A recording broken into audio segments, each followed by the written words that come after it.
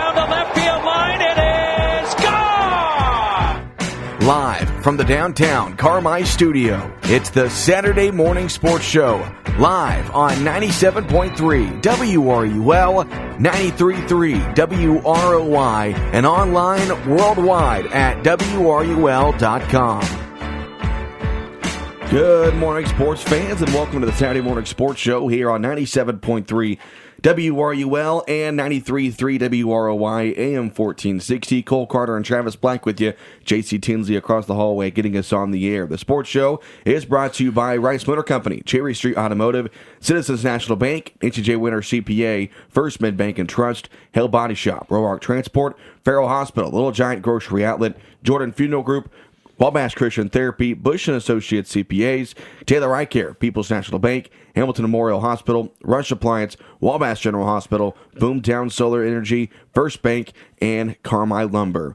What a win last night it was for the Carmi White County Bulldogs. They took down Flora in a huge conference game in Conley Gym. 37-31 was the final score. It was a low-scoring game. That's kind of what you expect in these conference games late in the season. I think the score at the end of the first quarter was 5-2. It's just neither team had and the defense were playing great, but the offense also had a hard time just getting shots to go early on. But Travis, overall, I think Carmi fans will say the officiating wasn't the best last night, but I think through all the adversity, just a gutsy win for Carmi last night. Yeah, that's what you have to do in those type of games, those type of situations. Everything's not going your way, and that's what good teams do. That's what great teams do, is they find a way to win even when the situation's not ideal. In that second half, Rice got in foul trouble, and I thought the offense still did a good job at moving the basketball and not being really stagnant, not just passing it back and forth, but actually looking to score, looking for the holes in the defense. And early on in the game, the offense was a little stagnant just because I think they were thrown off by that matchup zone. They would follow you out instead of just staying in the spots like a normal zone would. They would follow the guy out until they got a guy to switch on to him, and then they go back to their spot. It was a little strange defense. I don't know if Carmi was really prepared for that style of zone. They probably thought they were going to get some zone like they've got in the last couple games to try to keep them out of the paint and keep Rice from just dominating off the block.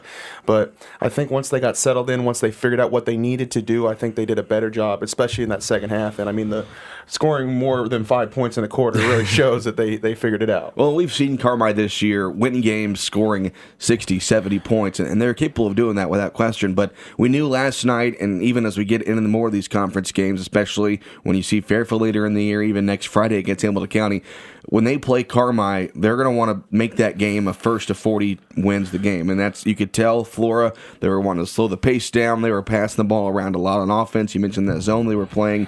They want to win that type of low-scoring defensive battle. And they had their chances last night, but the Bulldogs just made plays, hit free throws down the stretch. Yeah, and that's exactly what they need to do. They need to win a game like this. We talked about it. It was a battle in the trenches tonight. It was an old school, if you would say, Black Diamond Conference type of football game. Yeah. Everything is one at the line of scrimmage, a lot of run plays, a lot of pile and some dust, picking up yards. But that's what they had to do on offense.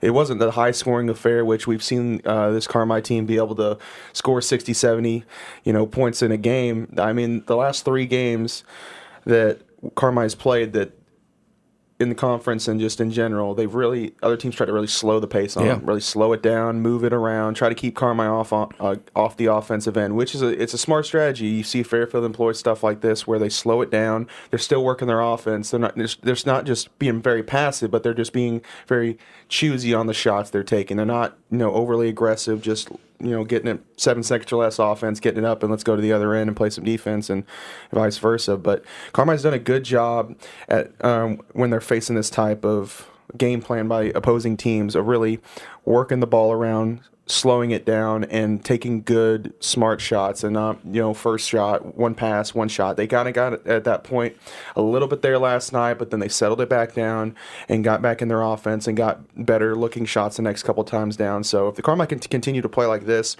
against this style of play, I think they'll be in good shape. I thought in the second half, start of the third quarter, Bryce Connor picks up his 3rd foul. He sits down, comes back in the start of the 4th quarter, picks up his 4th foul right away. And normally, and even Gomez on that point was on the bench too with 3 fouls. So normally you see a team with their 2 seniors on the bench, and if you're Flora, they're thinking, okay, this is our time to make a run. But I thought, and we'll hear what Kevin Wolf had to say after the game about it here in a minute, but I thought Trey Dixon and Mason Haywood coming off the bench did a great job of just taking care of the ball, most importantly, but not letting Flora make that run. And then I thought Landon Driscoll hit 2 big threes in that second half. Early in the fourth quarter, Holloman took care of the ball well, and I thought Edwards did a good job down low being strong. But, Travis, we talk about what is next year's team going to look like, and I thought that little 5-minute stretch when Dixon and Haywood were in there and a close biggest game of the year to this point, those 2 and really all 5 collectively together there with their 2 seniors out did a great job there in the second half. Most of the time when you see your 2 seniors out, you think that the other opposing team smells blood in the water and they're ready to attack and ready to,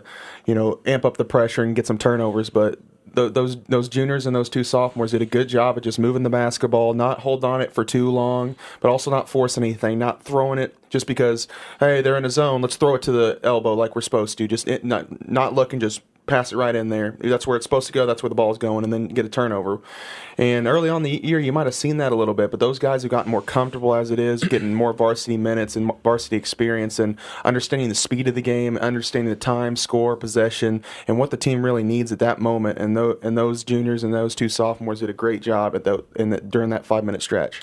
Again, the Bulldogs defeat Flora last night, 37-31 to stay unbeaten. And the BDC, they are now 7-0 in conference play and 20-4 on the season. It's Kevin Wolf's 3rd 20-win season and his first since 2016-17. That was the Matt Rice, just a Stubblefield, Jake Simon year. Here's what Wolf had to say after the game last night. Being joined by head coach Kevin Wolf, and coaches, what we expected, a nip and tuck game, one at the line of scrimmage, I guess you could say, just like a football game, and a great environment and a great win tonight. How about that, man? You knew it was going to be like it was. These, like we said the other night, these last 7-6, into the postseason, they're going to be a grind every night. We're going on the road, tough places.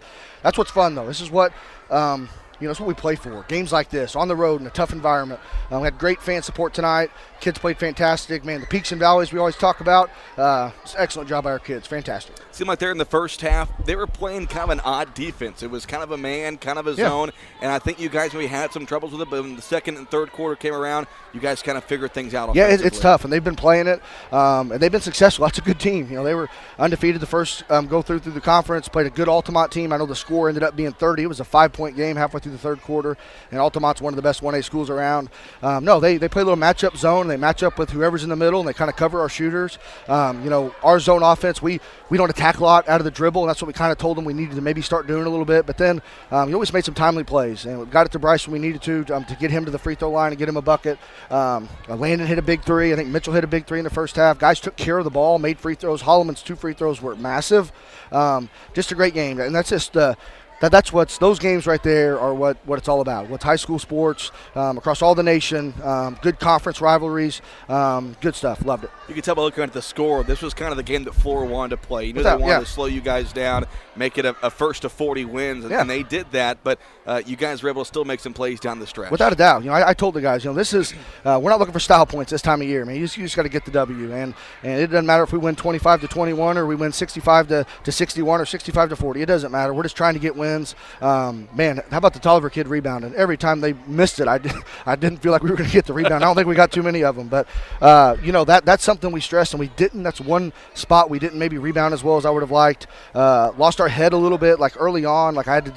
We all had to kind of come together and understand it's a long game, fellas. It's going to be 32 minutes of just a battle here, and whoever stays the calmest and can just piece together good possessions on offense and defense and make our free throws, that's who's going to win. And we just can't try to win it in the first quarter. That's not how these games are going to be. So credit to the guys. They did just that, made timely plays, had guys in foul trouble, just did everything that we could have asked of them, and we got a win on the road in a very, very tough environment. Thought there in the second half when Bryce got in foul trouble, even Gomer as well, I thought Trey Dick off the bench, even Mason Haywood a little bit there in the second half, just to not let the game get out of hand. Obviously, when you take your 2 seniors out with foul trouble, that's their chance to make a run, and you guys didn't let them. Yeah, without a doubt. Trey did a good job. He's done a good job all year in that role. He comes in, he guards well, takes care of the ball, doesn't turn it over much, and just he knows his role, and that's what you want out of guys off the bench.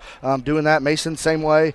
Just get in there, get us into our offense, get it to the spots where it's supposed to be, and just don't try to do too much, and just guard your butt off on the other end and rebound, and that's what they did, which really helped us whenever we were in our foul trouble tonight.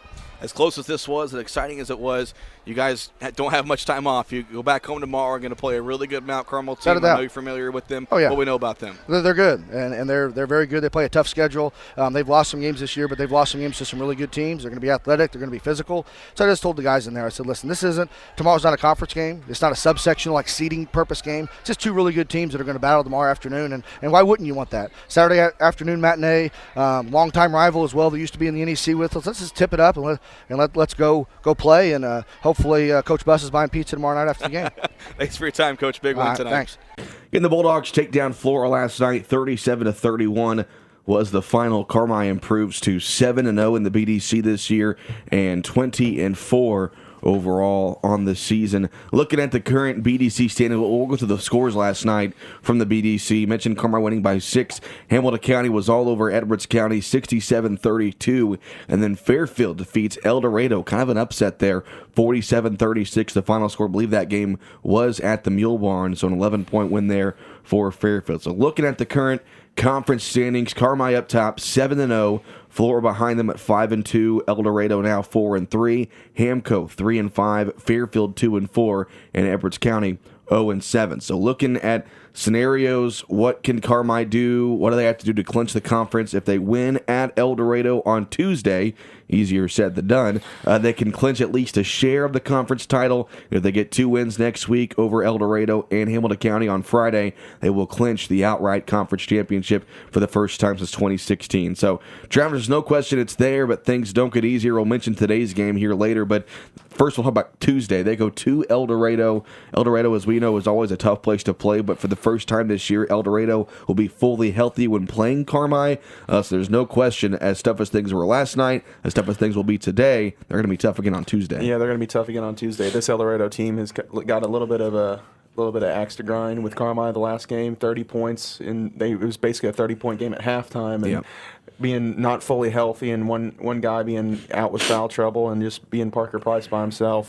Coming back, I think they're going to have a little extra motivation on this game on Tuesday and circling up, especially after a tough loss to Fairfield last night. And yes, El Dorado did beat Carmi in the EHT, but that does not count as a conference game.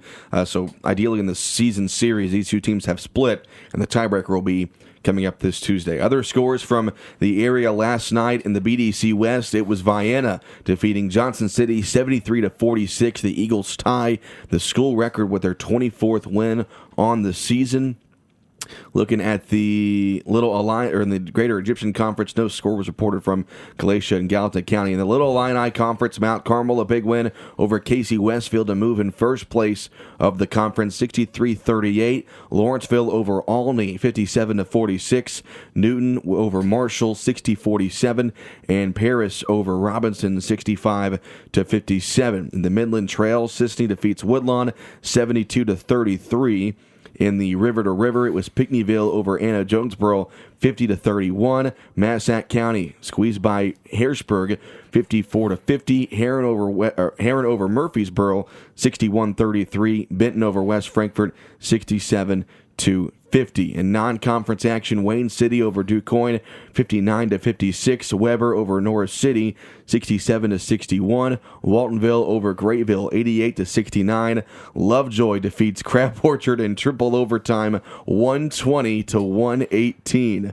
Also, there was one more game, Tetopolis over Effingham St. Anthony, 49-38. So a lot of interesting results from last night, and also something that was mentioned by the IHSA earlier this week. And we go back a couple of weeks ago, Benton played Heron in Benton, and for those of you that were looking at social media, that game was called with 50 seconds left with a 7-point Heron win after a fight broke out. So it was in overtime. They called the game with about 50 seconds left because the fight broke out. Fans around the field, many people got ejected. IHSA went back earlier this week and said instead of it being the Heron win, both teams received loss. Both teams received the loss in the game. So really interesting there. And I know Heron is trying to appeal it because if you look at the video, make your case for who started the fight. But I thought it was really interesting that the IHSA came back and said that both teams are going to take the loss there. But And of course, in the River, could be a big loss for the Tigers, who have had a great season this year. But looking ahead to later on this afternoon for who the Bulldogs will match up against, they'll take on the Mount Carmel Golden Aces, a very familiar opponent. These two teams used to score off every year in the CIT, but now it's a part of their non-conference schedule. Former NEC rivals, but we know Tyler Bus Travis. He's a great coach. He always gets these guys ready to play, no matter how big of talent or how little of talent he's got on that roster. Definitely, if you look at as far as the guys he's had in the years past, there's no 6'10" giants on the Mount Carmel roster this year, but they got a couple of good players. They're 16-10 on the year. It will be a tough game today for Carmi. Yeah, with Coach Bus being on the opposing side, it's always going to be a tough fight. Doesn't matter who he's coaching. I honestly think he could coach a couple 7th and 8th graders and be competitive at high school basketball. That's how good a coach he is. But it's gonna be a tough one. They got some really good basketball players. I've had the chance to watch him. Kennard he's a great shooter, and he's Cole, we talked about it on the way back from Flora last night. He's like Steph Curry. He's going to run off about 25 different screens, and he's going to get open. When he's open, he's going to hit the shot. And the Smith kid, he's also great. I saw him get 30 at the Pinckneyville tournament against the host team Pinckneyville in the 3rd place game, and he can get it. He can shoot it too, and he can get to the basket with the best of them. And they're just going to be a tough, defensive-minded team, and it's going to be hard to score again today. Well, you mentioned Kennard, and I made the Steph Curry comparison because obviously he's a great shooter, but also the way they run their offense, it's a lot of running him through screens. So I'll be interested to see, what Carmi has in terms of film. Obviously, Coach Bus, Coach Wolf, very close, they're brother-in-laws. But how will Carmi fare with that defensively? We've seen at times this year, Carmi, earlier in the year, before this 11-game win streak, by the way, but before this win streak, Carmi had a hard time of letting one guy on each team just go for 25, 30, especially during the EHC. It was almost every game that week, but since then they've gotten better. But how will Carmi do with really having his own on one guy? Driscoll has been given that assignment a lot this season. They move things around. So, if you're Kevin Wolf, what is your game plan to going when you go against a team that has got some good guys around him, but really has one main guy that you cannot let get going? I mean, there's a bunch of different options you could try. He could try the 1-3-1 out, and then just have one guy solo up on him. They could do a boxing one. We've seen that implemented in girls basketball this season. That's worked. Or you just switch every screen, and then But the one thing about switching screens is you have to be talking. You have to talk every screen, or you're going to let a lot of backdoor cuts happen on you. But I think that early on in the game, I probably go with Bryce to start out with, or Driscoll, and just have Bryce with that extra 6'4", extra length. He's quick enough to keep up with him, and just hopefully to bother his shot a little bit, and don't let him get going early. Because if you let him get going early, it's going to be a long afternoon. Looking kind of at who Mount Carmel has played this year and some similar opponents, they beat Fairfield way back in the beginning of the year at the Capital Classic, 72-33. I do know they have lost a bit in twice, both close games. A 7-point loss in early December, and then a 6-point loss or 5-point loss at the Pinckneyville tournament. I do believe was when that game was. They did beat El Dorado by 16. They also. They beat Grayville by 29 back on Monday, so a couple of common opponents. But really, Travis, I've seen Mount Carmel play a lot of basketball over the past couple of years, going to college up there in Mount Carmel. It doesn't matter what their record is, doesn't matter who they've got on the team. As you said, Coach Bus could coach 8th graders out there to compete at the varsity level, and that's just you're going to get their best effort night in, night out, regardless. Yeah, they're such a well-coached team. Defensively, they're always on a string together. They're always being really good on help defense and sliding over. They're not going to allow a lot of points. I mean, there's probably a handful of games in the last 8 to 10 years of them giving up 70-plus points. That just does not happen very often. And when it does, it's just going to be a shootout on both sides, because if they're going to give up a lot, they're not going to just take it. They're going to score a lot too. They also beat Flora by 14 back in December, but you mentioned not giving up a lot of points. They played Evansville Day back on December 16th, and I knew they were without Gage Kenner in this game, but they lost that game 80-52. I know Coach Bus, when that game happened, he was real upset with the defensive effort. it might be the first time in his entire coaching career they've allowed 80 points. But just kind of take that into perspective. Obviously they rely a lot on Kenner, but I think today we might have to see who else besides Kenner can do some damage for them. But again, that game is later on today. We'll have it for you here on WRUL and the WRUL Sports YouTube channel.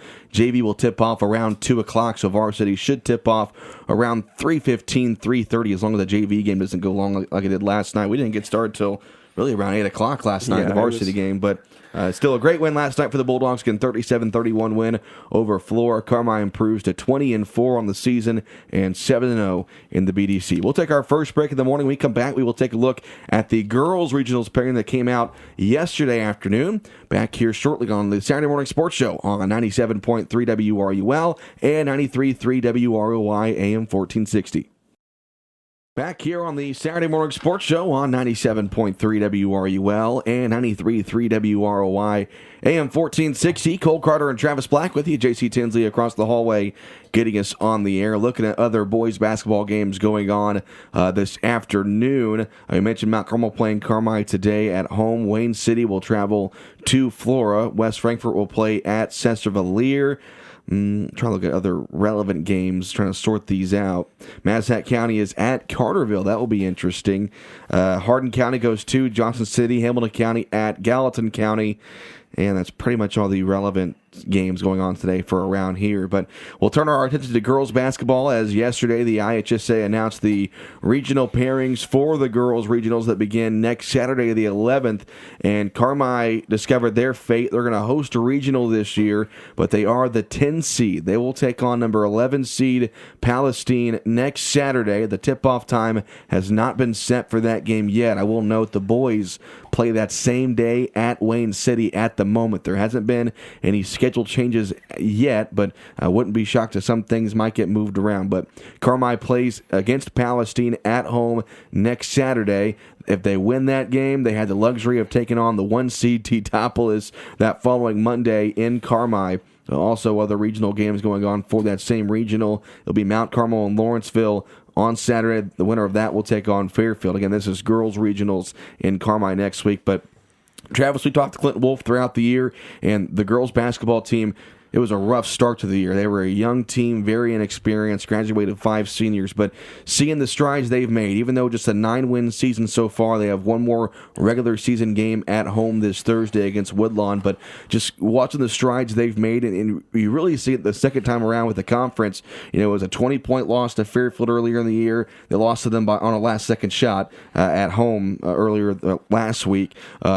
A couple losses to El Dorado early in the year. They lose to them in overtime the third time around. Played Hamilton County, lost by 39 points earlier in the year, and played them earlier this week. I think it was only a 5-point loss, 6-point loss. So we're seeing the strides Carmi is making throughout the years, and Clinton Wolf has said he's just waiting for that point to break the ice, and what a better time to break the ice than to start doing so in the regional starting next weekend. Yeah, they've grown by leaps and bounds this year. Not much varsity experience returning, and they've gotten better every single game. A lot of those underclassmen have stepped up. A couple of the freshmen have really stepped up. Caroline Simmons, Addie Elliott, they've done extremely well. A bunch of the seniors have stepped up. They've starting to kind of know their role, develop into their role, know that I'm here to rebound, play some defense, and come in and do some dirty work down low and clean up the offensive rebounds. Or hey, I'm a shooter. I'm going to set my feet and wait for the driving kick. And they've gotten better defensively, rotating, moving. And they've just gotten so much better from the beginning of the year. It's not like it's even the same team. They have improved by leaps and bounds. I'm going to say it again. But this is the time of the year that they've been working towards. They're playing their best basketball from the entire year at this moment, and they need to continue this into the regional, and then who knows what happens. Playing a regional at home always helps, have that home field advantage and have a good crowd come out, and you never know. Even though they're playing Palestine to start, and then if they win that, they're playing the 1 seed, but you never know in these type of things. Records don't matter at the end of the year. You're in the postseason. Everyone's 0-0, and then you go from there. So Carmi's put themselves in a good position, playing their best basketball to possibly make a run here in the regional. You mentioned the youth, the freshmen. You mentioned Simmons and Elliott. They've played great this season. And this year for the Lady Bulldogs reminds me of a lot of last season for the boys basketball team. They lose Bryce Connor. They had a couple of seniors, but they knew they were going to have a lot coming back next year. I think that's the case for Clinton Wolf right now. His leading scorer, Mara Serafini, is only a junior. There are a couple of sophomores that have been starting as well. Ashlyn Rager, one of them, and he mentioned the freshman with Simmons and Elliott. With what Carmi has coming back next year, the JV team has been fantastic this year. You know, it's one of those things where you have a bump in the road that's going to lead to a smoother path over the next couple of years. I think for the Lady Bulldogs, it's definitely going to look up over the next couple of seasons. Oh yeah, they got a good youth movement going on. They got a bunch of freshmen. That freshman class is great. Great JV team this year. They're going to have a couple of starters returning. We 4 of them because Ashlyn will be returning, Mara, Johanna Smith, and Caroline Simmons will be returning. So that's 4 out of your 5 starters on a normal basis, and it's just going to be very special next year to see what this team can do and build off of what they've kind of built this year and getting better every single game, every single practice, and you can just see how much better they are. If you watch a game in November and you watch a game, last week, you can see teams. 2 completely different teams. I think this team in February here, January, would blow out that team in November by 10, 15, 20 points. So it's going to be a great season for Lady Bulldog basketball next year. But we're focused on this year, and I think they can still make a run here in the regional. Well, and again, if they win next Saturday, they'll play the top seed Teotopolis that following Monday. And there's only, from my recall, there's only one common opponent for those 2 teams, and Teotopolis played Flora back earlier in January and won that game by 6 points. So Carmi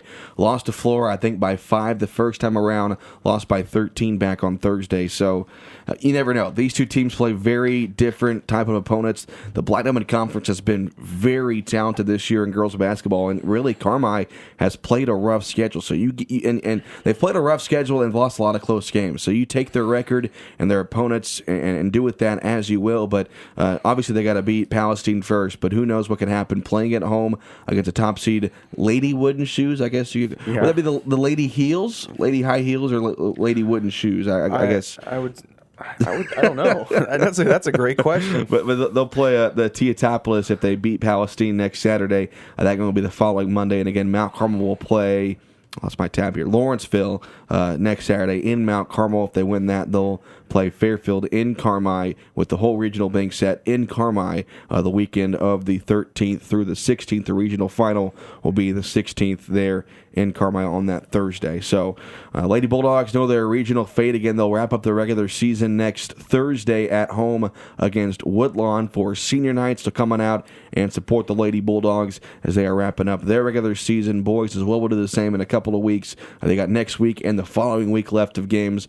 So that means today, 4 after next week, and then so 6 games left for the Bulldogs regular season games. And I assume they'll figure out their regional fate, I would assume, next Thursday or Friday to get the seedings in the bracket. We talked about the boys and their subsectional, and it's a dandy. It is a stacked subsectional. Let me pull it up here for a second. But we talked about it last night on the air. There's a chance Carmi, being a 20-4 team, very well could see themselves being a 5 or a 6 seed, just given how good this subsectional is. Yeah, it's probably the deepest subsectional in Southern Illinois this year, and it is a very tough subsection. You got Massac County in there, Vienna, Carterville, Benton. There's just a lot of good teams. And even Harrisburg, we know Harrisburg's a tough team. Yeah, Harrisburg's a tough team. El Dorado, who can give you a run for your money. There's just a lot of. This is a very deep regional, and it's going to subsectional and possible regional, and we'll just to see how the chips may fall and see where Carmi ends up. But it's going to be a dogfight no matter which way you look, either going Benton or going to the Harrisburg side of the regional. Well, and that makes the point. We talked about how last night was important because, one, it's a conference win, but then you can collect a win against a 15-win team. And I think that's kind of the same case today. If Carmi can get a win against a very talented Mount Carmel team, that's only going to help their case when the IHSA officials meet to place the seeds for these teams. Because looking at Carmi's schedule, we mentioned they haven't really had that one signature win over a team with double-digit wins throughout the season, but I think they can do that today after doing that last night, even again next Tuesday. We mentioned Lawrenceville coming to town here in a couple of weeks. Carmi's got some chances to get some big wins over really good teams to help their case for a top seed in this regional. Yeah, they got a case to make if they can either win out or play really good against some of these teams and have a close 2 to 3 point loss. It'll help them immensely. And then who knows what they do with the seeding in terms of that 4-5 with Benton and a couple the fight we mentioned earlier with Heron and a couple kids getting suspended for so many games. We'll see what gets handed out from there. But Carmi's going to have to put themselves in the next three games, next 2 weeks here, and put themselves in a better position to hopefully get a top 4 seed and not have to even worry about a play-in. So again, hopefully next Saturday when we come on here, we'll have the regional pairings for you. Carmi will be in the Pinckneyville sectional, and they'll rather be at the Benton or Harrisburg regional. Do want to wish a best of luck. They've already started, but I know the Bulldog wrestling team is in regionals today in Anna Jonesboro. Talked to some of the kids yesterday. They left today at 4:45 in the morning for a 9 a.m. wrestling match. That's what I'm talking about right there, baby. That is some dedication. But best of luck to the Bulldog wrestlers over there. They wrapped up the regular season earlier this week with a loss to West Frankfort on senior night. But they're taking on a bunch of different schools over there in regionals in Anna Jonesboro. We're going to take our last break of the day. When we come back, we'll have our national sports segment right here on the Saturday Morning Sports Show on 97.3 WRUL and 93.3 WROY AM 1460. Welcome back to the Saturday Morning Sports Show here on 97.3 WRUL and 93.3 WROY AM 1460. Cole Carter and Travis Black with you. JC Tinsley across the hallway getting us on the air. We will now turn our attention to our national sports segment. 2 weeks ago at our last show, I bragged to Travis that I beat him in the Terrible 10 for the first time this year, and he came back, and he didn't do too hot either, but I did very unhot, 4-6. So I got that win back. He went 5-5. Do you have your celebratory music ready to play? You said you were going to have something. I said I was going to have something. I left the streamers at home and the balloons, but okay. I think one of them was floating away yesterday, and it was coming over all over Southern Illinois. But I see what you did there. Yeah, I see. Thank you. All right, well, no NFL games going on this weekend because the conference championships were last weekend. Super Bowl next weekend. We'll talk about that on next Saturday's show. But so 10 college basketball games, 5 of them relatively important, 5 of them not to some people. So we'll run through these real quick. Travis, our first one, Kansas State at Iowa, 8-13. Who do you got? I am going to go with the defending national champion, the Kansas Jayhawks. Okay, I'm probably going to go with the same. I'll go with KU. Number 25, Auburn at number 2, Tennessee. I will take the Volunteers. I have picked against Tennessee twice this year, and they burned me both times, so I'm going to go with Tennessee as well. Fair. Number 2 team at home. You like your chances there. Number 10, Texas at number 7, TCU. Who are you going to pick here? Give me the Longhorns. You're going with the Longhorns. I will go with TCU at home. Big game. I know you're a big Duke guy. This game piques some interest for you. North Carolina at Duke. Probably the first time in who knows how long these two teams are unranked playing each other. Matching up. It's probably been a very long, very very long time. North Carolina, normally one's good, and the other one, if they're not good, they're just outside the top 25. Yeah. But this year, it seems like both are just on the outside looking into that top 25. Well, of course, Duke, it's their first year without Coach K. And North Carolina, they were my national championship pick this year. Yeah, they have fallen off. They had a great year last year, brought almost everybody back, and just a very disappointing year for them. But regardless, this game is being played at Duke, which will make a big difference. I'm sure you got your Blue Devils picked here. Yeah, I'm going to go with Duke at Cameron Indoors and Duke University, as some people would say. I'm going to go with UNC here, and I think the spread is maybe 1.5 points favored towards Duke, but I think North Carolina will get the road win here. Now we get into our really interesting college basketball games, or did I skip one? I did skip one. I'm sorry, Travis. Number 12, Gonzaga against number 18, St. Mary's. Who do you have here? I'm going with the Zags. It's the regular season. They don't disappoint to the playoffs. So yeah. No offense to Gonzaga fans out there. Do you know any Gonzaga fans? I do not. I've never met anyone with a Gonzaga shirt on. I have not either, but you never know. The Tri-State Boomer goes for a while, and they might hear us and take some offense. So Gonzaga. I will also go with Gonzaga. I think the spread is like Gonzaga minus 11.5, so I'll go with Gonzaga. Okay, so now on to our thrilling games for the day. Brown at Harvard. Is this a Scholastic Bowl or is this basketball? This is basketball. Okay. This is not the spelling bee. This is basketball. Okay. Jeez. I know who I'm picking. You're going to go with Brown because of the money line, right? I'm going with Brown. I'm going to go, if you're going to go Brown, I'm going to go with the home team advantage. I'm going Harvard. You know, Harvard, is Brown one of those really smart schools like Harvard? This is Ivy League, right? Ivy League basketball, I would imagine. I do believe so. That's like your Yales, you don't know. You're just guessing. All right, Buffalo at Western Michigan. Who do you got, Travis? I'm going to go with the money line. I'm going to go Buffalo. Going to go with Buffalo. 4.5-point favorite are the Bulls. I'm going to go with Western Michigan at the upset here. I'm going to go with, what is Western Michigan's mascot? Broncos, I think. So Broncos country, let's ride? Is that what you're saying? I guess. You got Buffalo, I've got Western Michigan.